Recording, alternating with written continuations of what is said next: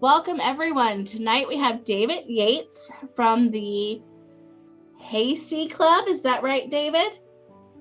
No, it's Haysi. It's a long I at the end. Haysi. Uh, Every yeah, time I see that I say it wrong. So we have David Yates from the Haysi Club in Division 17, which is in Southwest Virginia. He is here to talk to us about the grant that the club received from the Capital District Kiwanis Foundation. Welcome, David. How are you? I'm doing great. It's been a good day. Had a good Good. weekend. Well, so before we have you tell us a little bit about yourself, we are in the month of gratitude, celebrating gratitude. Tell us one thing that you are grateful for. Well, of course, I'm thankful for my family. They're beautiful people, both inside and out. Uh, we have 5 grandchildren, 4 girls and 1 boy. The boy is in freshman year at UT this fall, and he has a sister that's a sophomore in Cleveland High School in Cleveland, Tennessee. And we have 3 children close to our home here where my son lives. He has 3 daughters, 3, 6, and 9.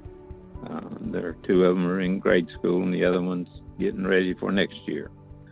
So we're very thankful for our family and for the blessings that God has sent our way. And all through my life, He's really blessed me. I couldn't. If my life ended today, I couldn't complain about anything that's occurred on the way. So. Well, that's really nice to hear. I like to hear that.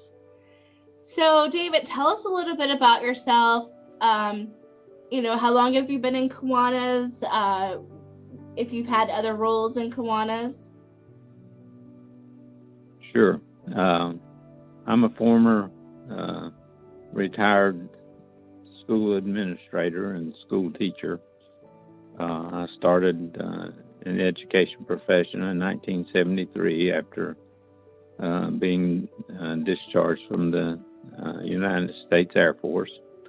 Worked in Castlewood High School for a year and a half, and then moved to Haysi and worked there for approximately 15 years, 3 as a math teacher and 12 as the principal of the high school.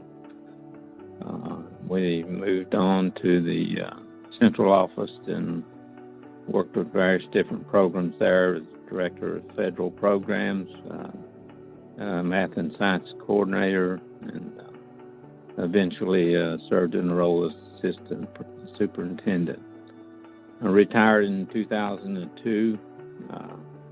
Been doing some freelance work, worked with grants with National Science Foundation, a math and science grant for Southern West Virginia and our region in Southwest Virginia. We've worked a little bit for the county government, served 2 terms as county supervisor in my district, and was beaten the last election. So presently I'm just babysitting and having a lot of fun with my grandkids. Started with Kiwanis in 1978 and have been with them up until this present time. I might have had a couple of leave of absences, but I can't recall exactly how long they were. But I've served as the secretary for probably the last 20 years, I guess. I've really lost count. Also served as president 1 term and lieutenant governor for the division or district twice in the last decade. Nice. I guess that's about wraps it up. Yeah. Yeah. Well, thank you for sharing that. So let's jump in, and this is a little bit a different night. This is our first time that we've had a club on that has received a grant from the foundation. So I would like for you to tell us, about the grant request, and, what was the project, or what is the project? Well, as a club, we're always involved in fundraising for supporting our projects and supporting youth activities in the community. So last, 3 years ago, we developed a campground for tourists and for ATV riders on the trails in our locale. The ATV trail riding has become a very famous event and activity for a lot of people to participate in. So we had considerable acreage available on our property that we thought we could develop the campground and benefit from renting out camping spots for people wanting to ride on the trails for a multiple number of days. So after we got the campground in place, we needed a facility for the children to play in, or to play on, or to be active in. And so we applied for a foundation grant for $2,500, and of course that's a matching grant. So we matched it with 25, and we basically developed a preliminary foundation for it. We just received our equipment in from shipment last week, and are waiting for decent weather to put it together in the playground lot that we have prepared. Probably, hopefully, if we get good weather, we'll have it together by the middle of December. But again, it's weather dependent on how often we can get to it and work at it, and whether we can bear the cold or whatever. The pandemic has really put us behind schedule. We were scheduled to try to complete this last summer, but shortage of funds and lack of events that we normally had for fundraisers prevented us from completing the project. And so we're still in the process of putting it together and making it available for children to use. Well, it sounds like a really cool project. Well, hopefully it will be when we get all our nuts and bolts together. So what sort of things is your club doing? Are you building it yourselves? Have you had to contract that out?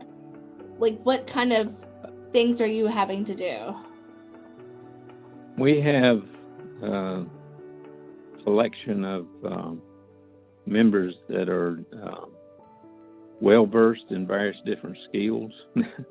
And we will attempt to put it together ourselves, which I don't anticipate a lot of trouble with that. We've got guys that's got mechanical experience, and we've got guys that's got carpentry experience, and we've got general flunkies like myself that can go for this and go for that. So, we're anticipating putting it together ourselves. We have contracted with a trucking company to haul our gravel in for the surface, to put it on top of the pea gravel, what they call pea gravel, for absorbing falls or anything of that nature. And so we've got that completed with the border in place. And so it's a matter now of putting the equipment together and setting up the foundation pieces and pouring the cement. We have people that have all that kind of experience, and this area is well known for people with various different skills, and through their experience of working in the mines or working out on other physical jobs of some nature. So we don't anticipate any problem with putting it together once we can get started. Right. Well, that's nice that you have a good mix of people to help with that.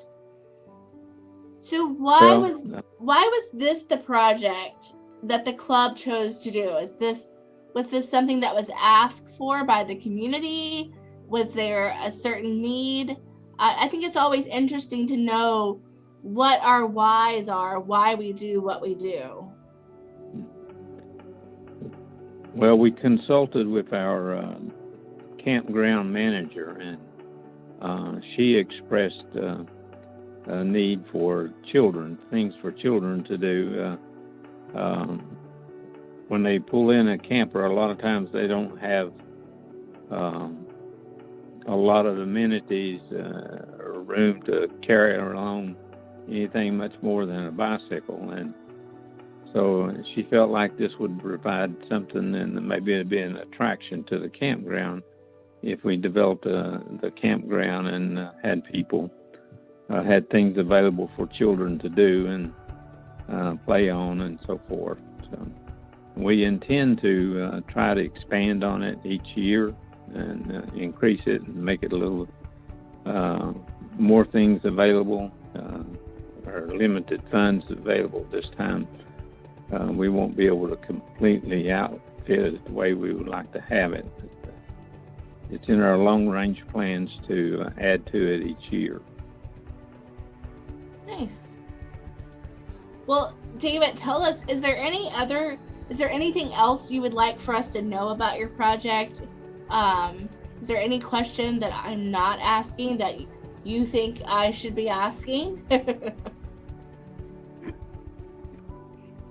Well, no, we just really appreciate the availability of the funding from the foundation. And it gives our club members something to look to understand where our contributions from past years. This is the first grant we've ever tried to get from the foundation, and seeing that come to life and seeing it available makes things a little easier to convince the club members, that we need to support the Kiwanis nationally as well as locally. Mm-hmm. Absolutely. And as you know, we have 2 grant cycles every year, and we have the money there for the clubs to apply for, and we like to see those grant requests coming in. Yeah, I first became interested in it back about 5 years ago when I was lieutenant governor. One of our clubs, Clinch River, used the foundation grant every year for their backpack program at school, and helping underprivileged kids taking food home on the weekends, I think it was. And so as long as it was related to helping children, I didn't think we could go wrong in that particular capacity. Absolutely.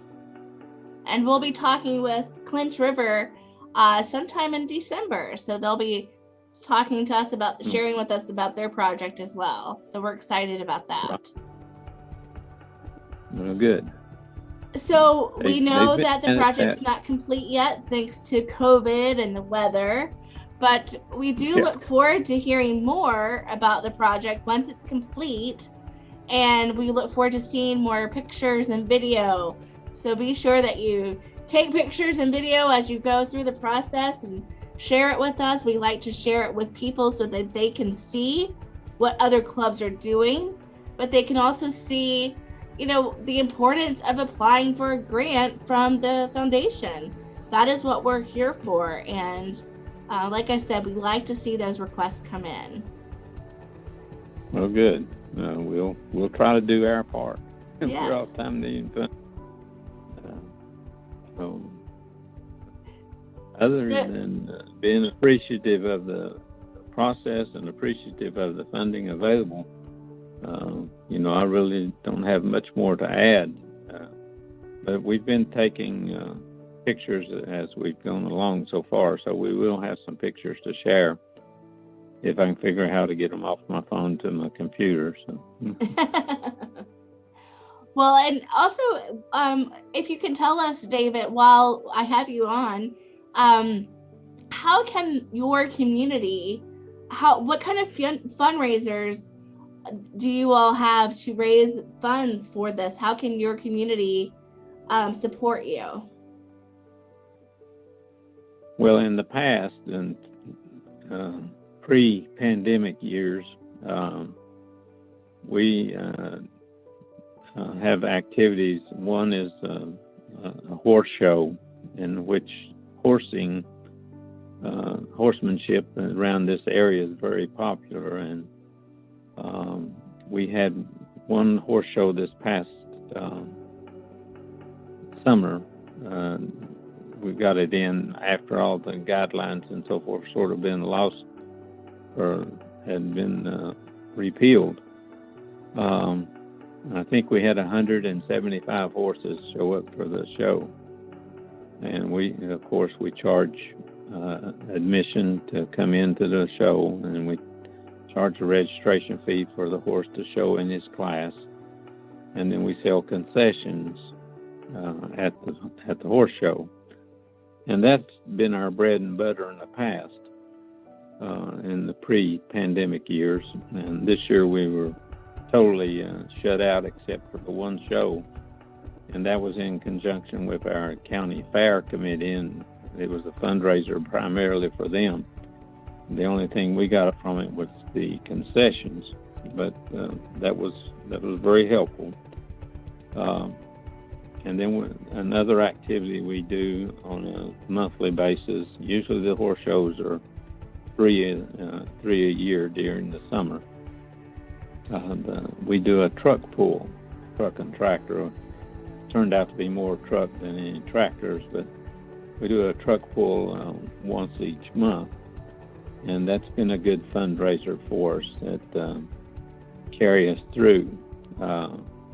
Of course, we have quite a bit of expense to keep the park up, the mowing, the repairs, the maintenance, and so forth that we have. We have somewhere in the neighborhood of 15 acres, I think it is, and it runs into quite a bit of time and expense to keep it up for the community. It's used widely by the community for family reunions, for class reunions, picnics by individual families, little league programs practiced on our fields. And it's just a big service to the community. We're very lacking in recreational facilities in this area, and so this helps the community in a tremendous way. And the Kiwanis is a very popular name throughout the community. Everybody knows who we are, and everybody knows what we do, and we get a lot of support from people using our facilities, and of course that's why they're there, so that we can have those available for the people of the community. Absolutely. Well, and that's great to hear that the Kiwanis name is known well throughout the community. Yeah, it is. Yeah. Well, David, thank you so much for taking the time to be with us tonight. And for those who are watching this, please feel free to drop your questions in the comments below, and we'll get the answers for you. And I want to wish everybody a happy Thanksgiving. Please stay safe and stay well. Have a great night. Same to you. Yeah, same to you, Jamie. Thank you.